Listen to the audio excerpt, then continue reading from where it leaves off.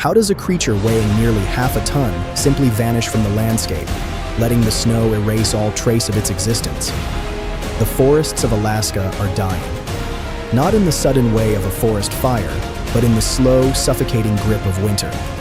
The temperature has fallen to 30 degrees below zero. The birch trees crack like gunshots in the night. The rivers have turned to stone. For most animals, this is a final curtain. But for one, it is merely a change of stage.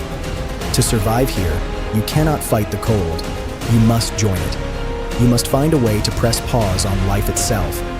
How do you build a furnace inside your own body, then decide exactly when to turn it off? Today, we explore the life of the Alaskan brown bear. It begins not in the snow, but in the warmth of a den that does not yet exist. A mother bear, heavy with the weight of new life, moves through the October landscape. The world around her is painted in gold and rust, the last desperate gasp of color before the white. She is a mountain of fur and muscle, but her focus is singular. Somewhere beneath the roots of a giant spruce, high on a slope where the snow will pile deep, she begins to dig. Her claws, capable of tearing a fallen tree apart, now scrape away earth and stone with surprising gentleness. This is the womb of winter. She will line it with moss and small branches, creating a nest no larger than her own body. It is a coffin to the outside world and a cradle to the one inside. Inside that warm, dark chamber, in the dead of January, the cub is born. It arrives not into a world of rivers and salmon, but into a world of fur and milk. The mother, deep in her hibernation slumber, is barely conscious of the birth. The cub is impossibly small, smaller than a newborn human baby, blind, naked, and utterly helpless. Compared to its mother's half-ton frame, it is a whisper. It has entered a world of negative 30 degrees, but it will not feel a single breath of wind. It knows only the furnace of its mother's body and the rich, life-giving milk that flows even as she sleeps. This is its entire universe for the first few months: warmth, milk, and the slow, steady heartbeat of the only protector it will ever know. Spring is a slow thaw. By April, the light begins to filter through the den entrance. The cub, now the size of a small dog, blinks in the brightness. Its fur is a soft, downy brown. Its eyes are open, wide with the innocent curiosity of a creature that has never seen a tree, a sky, or a river. The mother, having lost nearly a third of her body weight over the winter, stirs. Her hunger is a deep, primal ache. But before she hunts, she teaches. The first venture outside is terrifying for the cub. The snow is still deep and the air burns its nostrils. It stays so close to its mother it nearly trips her. It learns its first lesson. Follow. Stay close, and you are safe. Wander, and the world will swallow you. The first food is not the famed salmon of summer. It is the tender shoots of spring grass, the juicy roots turned up by the mother's powerful claws. The cub watches, mimicking her actions. It paws at the dirt, tasting the earth. It learns that food is not given, it is found. These are the easy days, the days of play.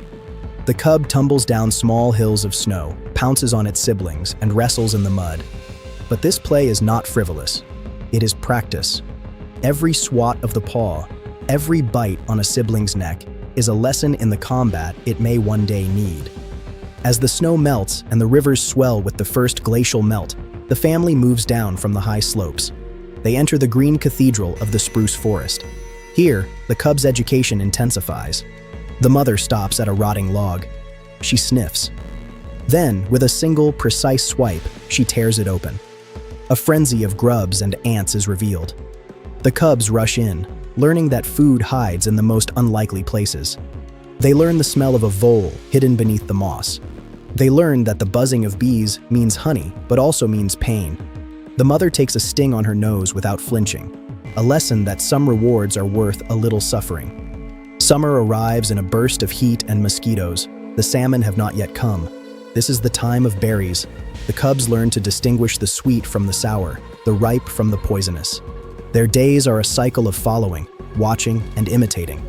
They grow quickly on this diet of greens and berries, their bodies filling out, their baby fur being replaced by a thicker, darker coat. But the mother is growing thinner. Berries and grass are enough for the cubs, but for a full-grown bear, it is merely staving off the hunger. She is waiting. They are all waiting for the river to run red. Then, one day, the air changes. It carries a new smell, a rich, oily, overpowering smell. The cub has never encountered it before. It sees its mother's posture stiffen, her senses sharpen to an impossible degree. She moves with a new purpose, a new urgency, towards the thunderous sound of water. The cub follows, its small heart beating fast, not knowing that the lesson it is about to learn will define its entire existence. It is about to meet the salmon. How does a creature born in the darkness of a den learn to catch a missile moving through water? The river is a chaos of white water and black rock. For the cub, it is a terrifying, roaring monster. But for the mother, it is a grocery store. She wades into the frigid water without hesitation, the current pressing against her heavy fur, unable to move her massive frame. The cub watches from the bank, trembling, as the water surges around its mother's legs. And then it sees them, the salmon. Silver streaks hurling themselves against the current, their bodies battered and magnificent, driven by an ancient command to return to the place they were born. The cub does not understand the salmon's journey. It only understands its mother's hunger. The mother waits. She is patience carved into flesh. Her eyes track a single fish against the chaos of white water. She ignores 100 to focus on one. Then, in an explosion of speed that seems impossible for such a large animal, she pounces. Her paws plunge into the water, and when they emerge, a 20-pound salmon flaps helplessly in her grip. She carries it to the bank and drops it at the cub's feet. It is still alive, its gills heaving, its body glistening. The cub approaches cautiously, sniffing this strange, silvery creature. The mother tears into it, and the scent of fresh blood and rich oil fills the air. The cub hesitates only a moment before burying its face into the offering, tasting for the first time the food that will build its bones and fuel its winter. This becomes the rhythm of summer. Each day, the family returns to the river. The cub watches its mother perfect her technique. It learns that the best fishing spots are at the top of small waterfalls, where the salmon are exhausted from their leap. It learns that the salmon that are turning red, their skin peeling, are still good to eat, easier to catch, even, as death begins its slow crawl through their bodies. The cub grows bold. It wades into the shallows, feeling the shocking cold on its paws, the pull of the current. It attempts to mimic its mother, swatting at the water with clumsy paws. It catches nothing. It is sprayed by a leaping salmon that startles it so badly it falls backward into the water. The mother watches. She does not help. This is a lesson that cannot be taught, only learned. By midsummer, the cub is catching the occasional small, dying salmon that drifts into the shallows. It learns the taste of skin first, then flesh, then bone. It learns to eat everything, the brain, the eyes, the eggs. The eggs are a revelation. Tiny orange jewels bursting with fat and protein. The cub learns to dig through the gravel where salmon have spawned, finding hidden caches of these nutritional treasures. Its belly grows round, its fur thickens. It is no longer the tiny blind creature of the den. It is a small bear now, full of curiosity and growing confidence. But the river teaches other lessons too. Lessons of danger. One afternoon, the cub is fishing in a shallow pool, separated from its mother by a few dozen yards. It hears a commotion downstream and looks up. A massive male bear, twice the size of its mother, is walking along the opposite bank. The cub has seen other bears before, always at a distance, always with its mother positioning herself between them. But this male is close. Too close. The cub freezes, every instinct screaming at it to run, but its legs will not move. The male spots it. He stops. For a long, terrible moment, their eyes meet. Then the mother arrives. She does not hesitate. She charges into the water, sending up a wall of spray, roaring with a sound that seems to shake the very air. The male, large as he is, thinks better of it. He turns and disappears into the trees. The cub presses against its mother's side, feeling the heat of her body, the vibration of her growl still rumbling in her chest. It has learned that the world is full of dangers that only she can stop. Summer fades. The salmon runs slow, then stop. The river, once thick with silver bodies, grows empty and quiet. The dead salmon litter the banks, their bodies decaying, feeding the forest. The cub learns that even in death, the salmon give life. It eats the rotting flesh without disgust, because disgust is a luxury that winter cannot afford. The family moves again, back towards the high slopes where the den waits. But this is not the same journey they made in spring. The cub is different now. It is heavier, stronger, its senses sharpened by months of learning. It knows the smell of a berry patch from 100 yards away. It knows the sound of a disturbed vole beneath the moss. It knows the weight of its mother's paw when she corrects it, the rumble of her approval when it does something right.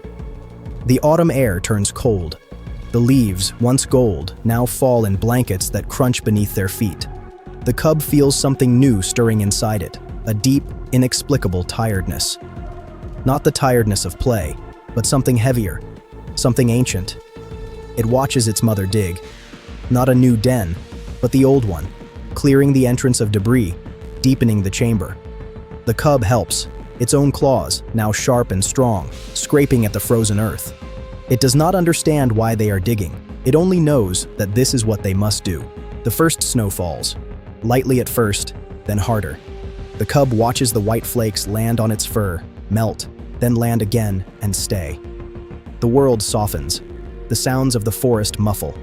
The wind carries a new voice, a high, lonely moan that speaks of distance and cold. The mother leads them inside the den. The cub hesitates at the entrance, looking back at the world it has come to know. The trees are vanishing behind a curtain of white. The sky is the color of iron. Then it turns and follows its mother into the darkness. Inside, the world shrinks. The sounds of the storm are distant, muffled by feet of earth and snow. The cub curls against its mother's belly, feeling her warmth, listening to her heartbeat. It is the same heartbeat it heard on the day it was born. The mother's breathing slows. Her body temperature drops. Her heart, which pounded with the thrill of the hunt, now beats only a few times per minute.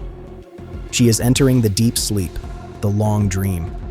The cub follows, its own body surrendering to the same ancient rhythm. Outside, the temperature falls to 40 below. The snow piles higher, sealing the entrance, hiding them from the world. They are gone now, vanished. But beneath the snow, in the darkness, life waits. It dreams of rivers. It dreams of salmon. It dreams of spring. What does a creature remember when it sleeps for half a year, and what waits for it when it wakes?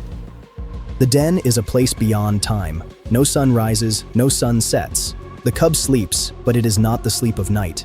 It is something deeper, something that hovers at the very edge of death.